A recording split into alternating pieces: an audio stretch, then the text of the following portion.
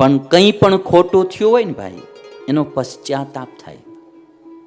એક એવો બેઠો પ્રસંગ તમને હું કહું. એક બીજા ભાઈ લગભગ 6 વર્ષ દાડો થયો હશે, એવી રીતે આવેલા. ઘણા વાર ફોન કરે મન કે મારે એકવાર રૂબરૂ મળવું. પછી મેં આ બધું જરા ઓછું થયું કોરોનાનું, ત્યારે મેં ટાઈમ આપ્યો તો આવ્યા. તો મને કહે છે કે મારા બાને બીમારી હતી અને બાયપાસ સર્જરી અમે કરાવી હતી કે પછી કે એક દિવસ ઘરે બી આવી ગયેલા, સારું હતું, ઘણો સમય વયો ગયો. પછી એક દિવસ મારા બાએ એવું કહ્યું કે બેટા મને જરાક છાતીમાં દુખે છે, સવારમાં એવું કહ્યું. હું જાતો તો કામે, તો મેં કીધું બા જરા આરામ કરો ને, એવું લાગે કાંઈ પણ તો હું બપોરે આવીશ ત્યારે દવાખાને લઈ જઈશ. હવે એ બાને મેં ખાટલામાં સુવાડ્યા ને હું એ કે બપોરે ઘરે આવું એ પહેલાં તો બાએ દેહ છોડી દીધો.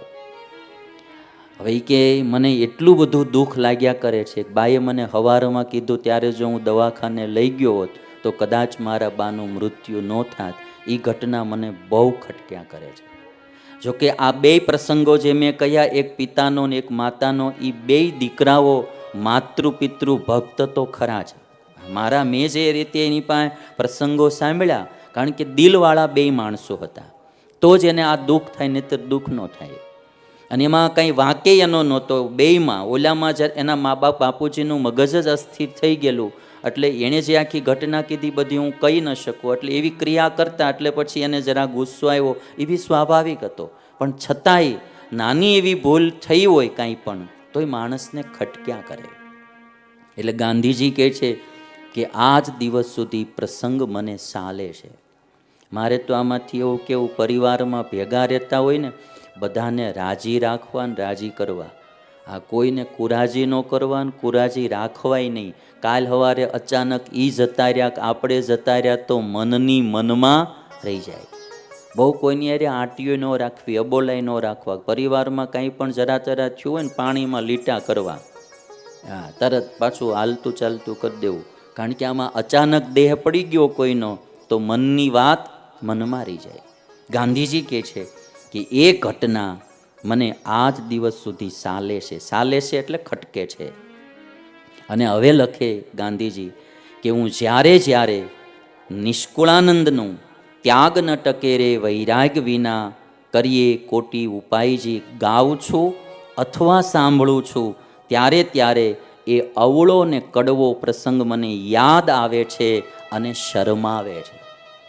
ગાંધીજી કહે છો નિષ્કુળાનંદ સ્વામીનું પદ જે છે કીર્તન, ત્યાગ ન ટકે રે વૈરાગ વિના કરીએ કોટી ઉપાયજી, આ પદની વાત ગાંધીજીએ પોતાની આત્મકથામાં લખી કે નિષ્કુળાનંદ સ્વામીનું ત્યાગ ન ટકે રે વૈરાગ વિના પદ જ્યારે હું ગાઉં છું, ગાંધીજી ગાતા, અને જ્યારે હું સાંભળું છું ત્યારે મને અવળો પ્રસંગ, એ કડવો પ્રસંગ યાદ આવે છે અને મને શરમાવે છે કે મેં એક ભોગ માટે મારા પિતાજીની જેવી કેર લેવી જોઈએ, ધ્યાન રાખવું જોઈએ, એવું ન રાખી શક્યો.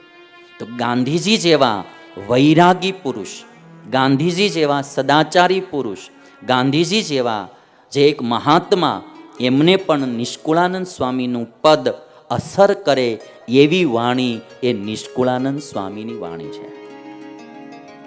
એ તો એક પદ ધીરજ આખ્યાન આખું તમે સાંભળશો ને તો ખ્યાલ આવશે. સ્વામીએ અદ્ભુત ધીરજ આખ્યાન ગ્રંથની રચના કરી છે. જાહેરમાં હું પહેલી વહેલી આ કથા ધીરજ આખ્યાનની કરું છું, પણ ભગવાનની કૃપાથી આપણે બધાને કામમાં આવે એવી આ કથા થશે એવો મને ભરોસો છે. નિષ્કુળાનંદ સ્વામી ધીરજ આખ્યાનમાં પ્રહલાદ, ધ્રુવ, રાજા હરિશ્ચંદ્ર આદિ જે ભક્તો થયા, જેણે ક્યારેય પણ આ લોકના વસ્તુ પદાર્થ માટે ધર્મ ન છોડ્યો, ભક્તિ ન છોડી, ત્યાગ વૈરાગમાં ઉણપ ન આવવા દીધી, સત્યનો માર્ગ ન છોડ્યો, ઈશ્વરનો માર્ગ ન છોડ્યો, કોઈએ ગમે એવા લોભાવ્યા, કોઈએ ગમે એવા ડરાવ્યા, પણ નો ઈ પ્રલોભનમાં લોભાણા, નો ઈ ભયમાં ડર્યા, એવા ભક્તોના આખ્યાન લખ્યા છે. અને એ બધાએ ધીરજ રાખી જીવનમાં, એટલે એ ભક્તોના જે આખ્યાનો, એટલે સ્વામીએ આ ગ્રંથનું નામ રાખ્યું ધીરજ આખ્યાન. અને ધીરજ વસ્તુ એવી છે ને કે મારે ને તમારે જીવનમાં બધાએ ઘણી જગ્યાએ ધીરજની જરૂર પડે. આજે જે સમાજ અમુક દુઃખી થાય છે એનું કારણ ઉતાવળમાં બહુ દુઃખી થઈ જાય છે. જો ઉતાવળમાં રૂપિયાવાળું થવામાં ઘણા દુઃખી થાય છે. ઉતાવળમાં રૂપિયાવાળું થવામાં, ઉતાવળમાં લગ્ન કરી લેવામાંથી ની ઘણા દુઃખી થયા છે. એમાંય થોડીક ધીરજ રાખવી પડે. હમણાં જ મેં એક છોકરાને કીધું, મેં સંબંધ કર્યા પછી વરદી જવા દેજે. અમારે એક છોકરો છે, હવે એનું નામ ન લેવાય, પણ એને પહેલી વાર સંબંધ કર્યો ને બિચારાએ, તે શું થયું કહું? હવે એ જે કન્યા હતી ને તો એને એમ કીધું કે આપણે હું મળવા આવું છું, તો કે આવી. કે પછી આ ભાઈ બારો નીકળ્યો ને જ્યાં તે કન્યા કોઈક બીજાની અરે પાવ વડા ખાતી હતી, ત્યાં ભાળી ગયો તો કે એલી તું, તો કે આ તમારો ફઈન છોકરો છે એ કે એમ. એટલે પછી તો બધી તપાસ કરી તો એવું કાંઈ હતું નહીં. અટાણ માણસો ખોટું બાલસમી બહુ બોલે. લો, એક છોકરો હતો ને સુરતમાં, એણે એક ફ્લેટ બાપાનો ભાડે રાખેલો. તે પછી ફ્લેટમાં રહેતો તો તે રોજ કોક ને કોક કન્યાઓ આવે. એટલે ઓલા બાપા મકાન માલિક હતા ને એને એમ થયું કે મારો આ રોજ નવી નવી કન્યાઓ આવે. એટલે આવડાને પૂછે કોણ હતું ભાઈ આ? તો કે મારી માસીની દીકરી હતી. વળી બીજે દી 2-4 દી પછી કોઈક બીજી આવે તો કે ભાઈ કોણ હતું? તો કે આ મારી ફઈની દીકરી હતી. વળી પાછું કોક આવે તો કે આ મારા કાકાની દીકરી હતી. એટલે મકાન માલિક બાપાને એમ થયું કે મારું આટલી બધી આને દીકરી બહેનો બધી આવતી છે. એમાં રક્ષાબંધનનો દિવસ આવ્યો. એટલે બાપાએ આ જુવાનિયાને કીધું, એ કે તાર કાકાની દીકરી ને મામાની દીકરી બેન ને માસીની દીકરી બેન બધું આવતું હતું. કાલે રક્ષાબંધનનો દિવસ છે, કાલ જો એક કોઈ ન આવે ને તો પમદી મકાન ખાલી કરી નાખજે. એ કે બેનું બધું છે તે રક્ષાબંધને તો આવવી જોઈએ ને કે એમ. કાલ રક્ષાબંધન એક કોઈ ન આવે તો કે પમદી મકાન ખાલી કરી નાખજે કે. એટલે આ બધાને શું થાય કે આવું, એટલે એ કે આમ, પણ એ પછી જુદું નીકળ્યું, બિચારે સંબંધ પર તોડી નાખ્યો. પછી બીજી જગ્યાએ ક્યાંક કર્યું. હવે એમાં થઈ ગયું પછી એના મામાના છોકરા હારે જ ભાગી ગઈ ઈવડી બાઈ. એટલે પછી હવે ત્રીજી વારની વાત આવી. એટલે મેં કીધું કેમ કર્યું? તો મને કે ના, હવે ધીરજ રાખવી શીખે. હમણાં જ પછી 2 દી પહેલાં મેં કીધું કેમ થયું? ત્રીજી વાર કર્યું. મને કે હવે ધીરજ રાખવી. મેં કીધું ધીરજ રાખજે અને સંબંધ કર્યા પછી વરહદી જાળવજે. પહેલાંના જમાનામાં શું છે, સંબંધ કર્યા પછી 1-2 વર્ષ જવા દેતા, પ્રસંગોપાત ભેગા થતા. મારું માનવું જ એવું કંઈ મારે આગ્રહ નથી, પણ માનો તો મારી આ વાત છે કે આ તમારે લગ્ન કરવાને એ આખી જિંદગીની બાજી રમવાની છો. નાના હુંના કામ નથી. જો આ અમારે અહીં મફતમાં છોકરાઓ આપે એના બાપાઓ, બરાબર છે, તોય અમારે આને સાધુ કરવા હોય ને તમે 3-3, 4-4, 5-5 વર્ષ જોઈ. જો આમાં અમારું આ કંઈ લઈને ન જાય એમ હોય, તોય અહીંયા છોકરો આવે પછી એને અમે 2 વર્ષ 3 વર્ષ જેવો છોકરો પછી જોઈ, પછી એમ લાગે કે આપણી ભેગો રે એમ છે ને આમાં સાધુમાં હાલે એમ છે, તો જ દીક્ષા દઈ. નહીં તો 3 વર્ષ 4 વર્ષ 5 વર્ષ પછી એના બાપાને બોલાવીને કહી ભાઈ આને તમે લઈ જાઓ, ત્યાં સારો લાગશે. આ લ્યો, બહુ ધીરજ રાખવી પડે. હવે એકાદું મોડું પાત્ર આવી ગયું હોય તો માથાકૂટ કરી દે.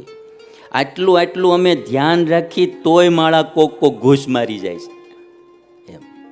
એટલે તમારે લગ્ન કરવામાં થોડી ધીરજ રાખવી. સંબંધ કર્યા પછી થોડોક વિચાર રાખો. 1-2 વર્ષ આવતા જતા રહ્યો ને, એકાબીજાના સંબંધની ખબર પડી જાય, એકાબીજાના સ્વભાવની ખબર પડી જાય કે હારા છે કે મોળા છે, હાલે એમ છે કે નથી હાલે એમ.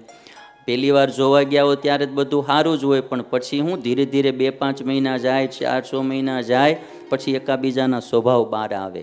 એટલે આ થોડી ધીરજ એમાં તમારે રાખવી. અને જો મૃત્યુ 35 વર્ષ છાંડી ગયો હોય તો પાછા ધીરજ ન રાખતા તાત્કાલિક કરી નાખજો. પછી હું ધીરજમાં વળી પાછું ઓલાનું મન બદલી ગયું, વળી પાછા 5 બીજા કાઢવા પડે. એટલે આમાં 2 બાજુ મારે વાત કરવી પડે. પણ ધીરજ બહુ બધી રાખ્યા જેવી ખરી.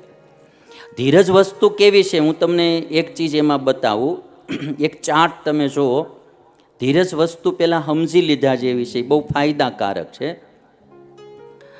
હવે આ ચાર્ટમાં તમે જોશો તો ધીર પુરુષ કહેવામાં આવે.